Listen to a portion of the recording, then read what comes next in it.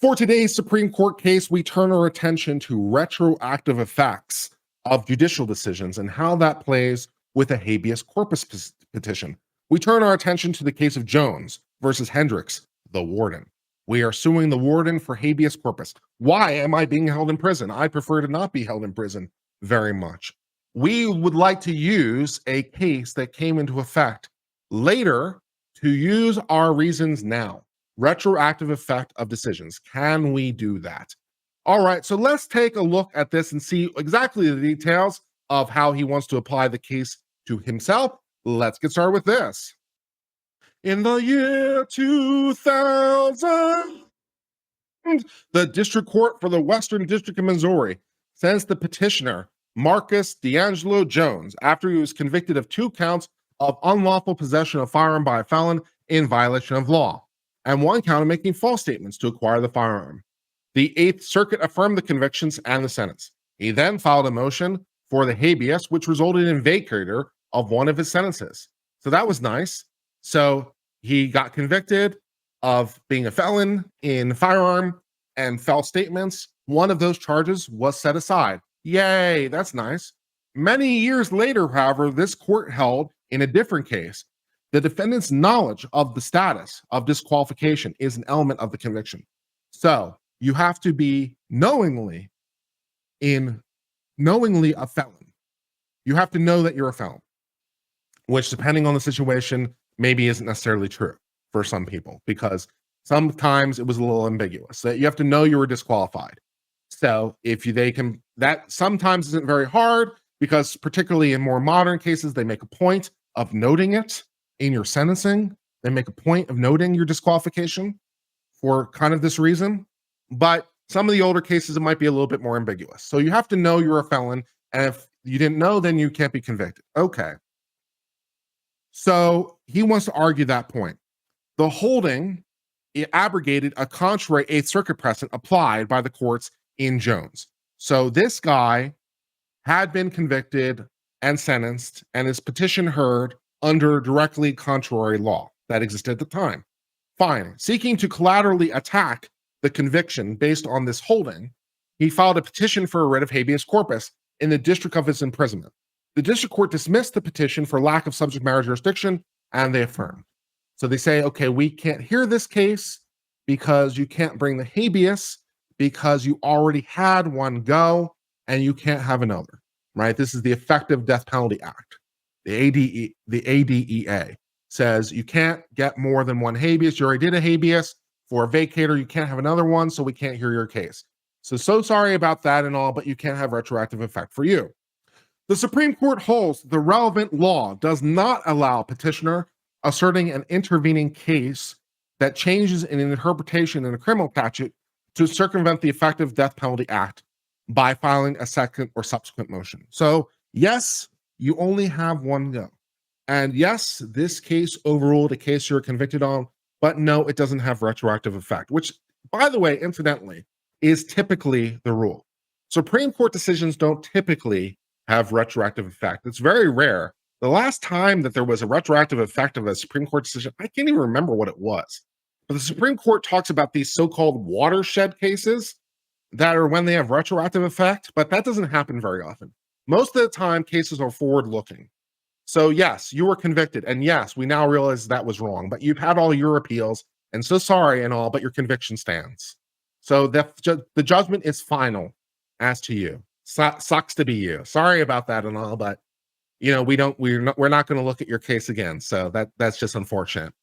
And also, the Congress has also spoken to this issue by limiting the writ of habeas corpus. So no. The sole purpose of the relevant law was to address serious administrative problems created by district courts collaterally reviewing one another's proceedings without access to need evidence, and aggravated by concentration of federal prisoners in certain judicial districts that therefore faced an inordinate number of habeas. So the Congress passed this law because they had a problem. They had a problem because a lot of people were filing habeas petitions, and they were filing them over and over and over and over and over and over. And there was never any finality. It never stopped. It never stopped. And some district courts in particular, where this concentration of federal prisons, had a lot of these things, and it was burning the courts. There was actually a real problem. The Congress wasn't making this up. This was actually a real problem.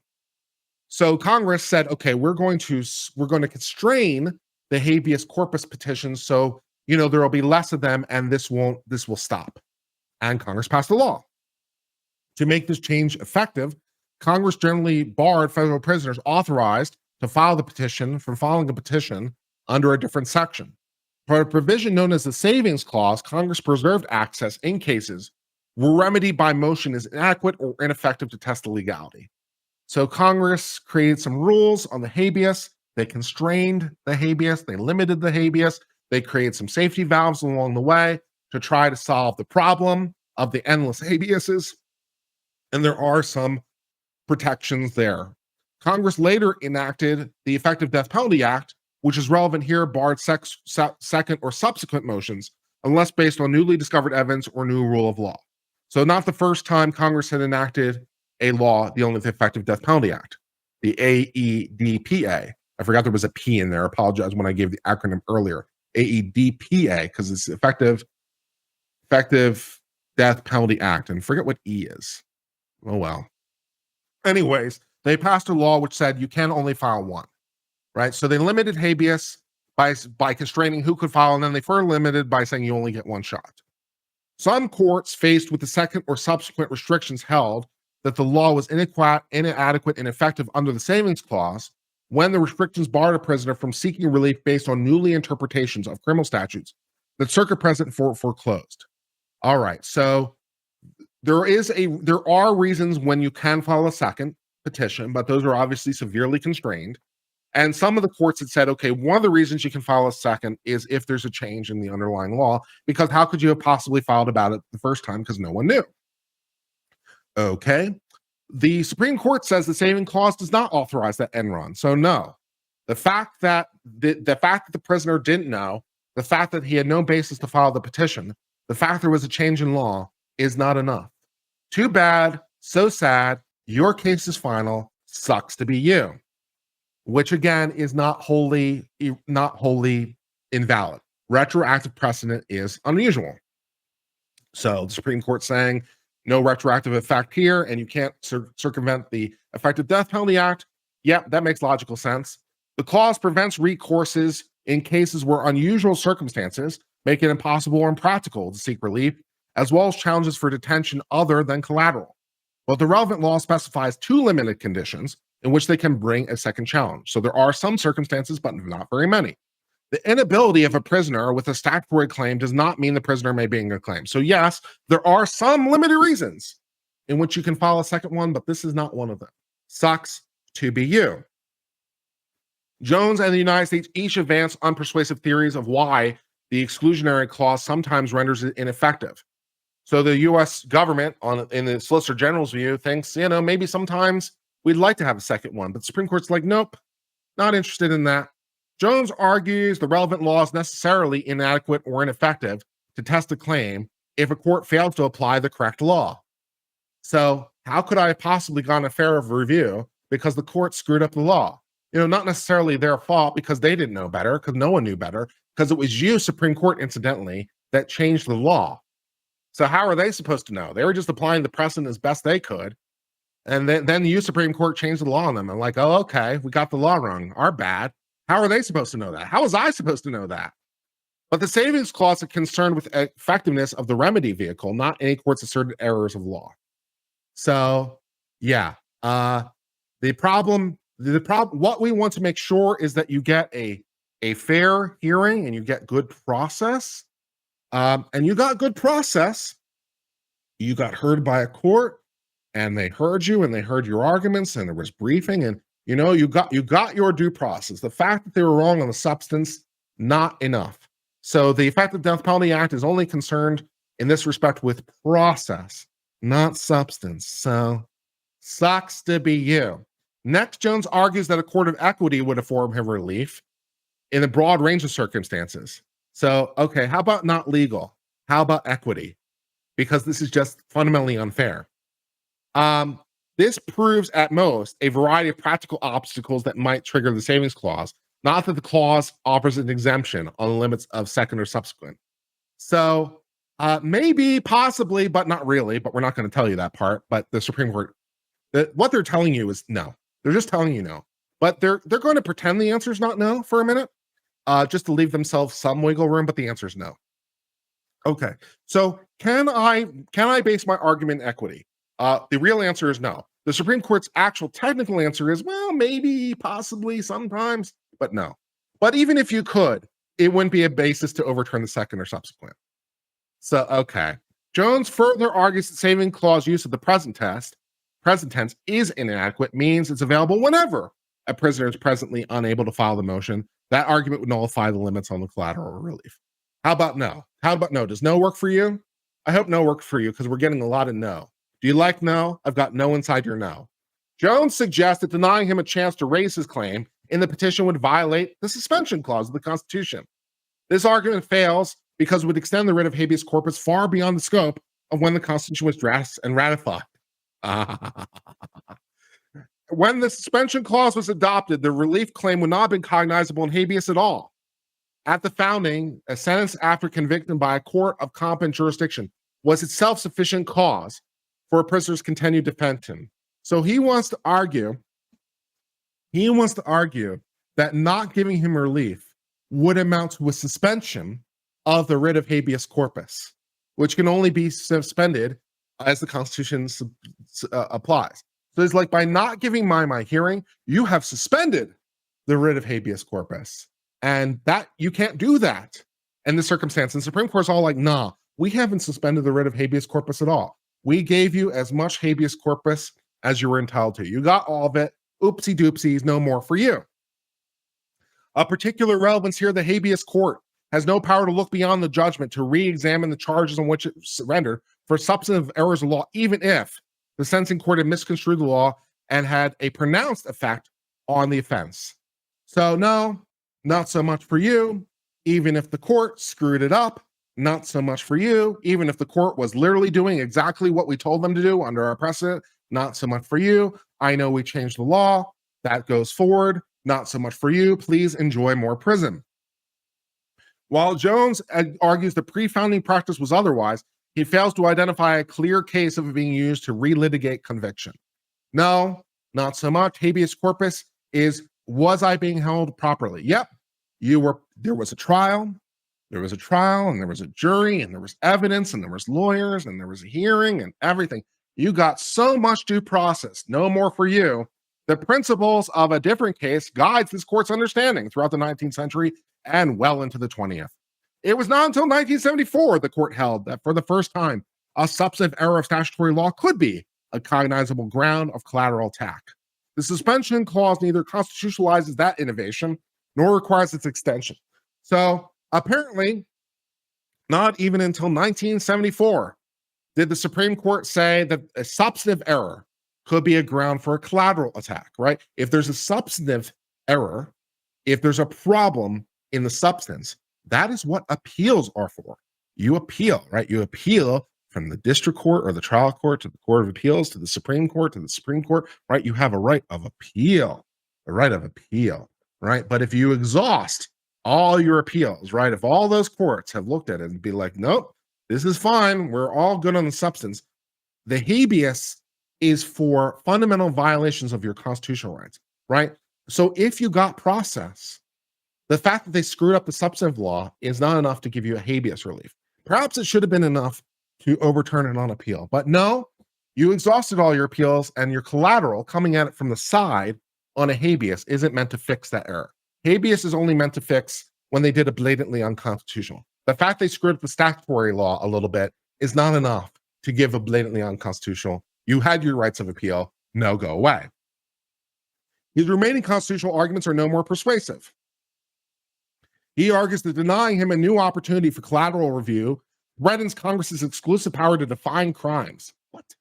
But the court does not usurp legislative power simply by misinterpreting the law in a given case. So yes, it is true. It is true that courts might make a mistake in interpreting the law. We are a judicial branch. We are a fallible judicial branch. We are not all-knowing unless we're the Supreme Court, in which case we all are all-knowing, and we're never wrong.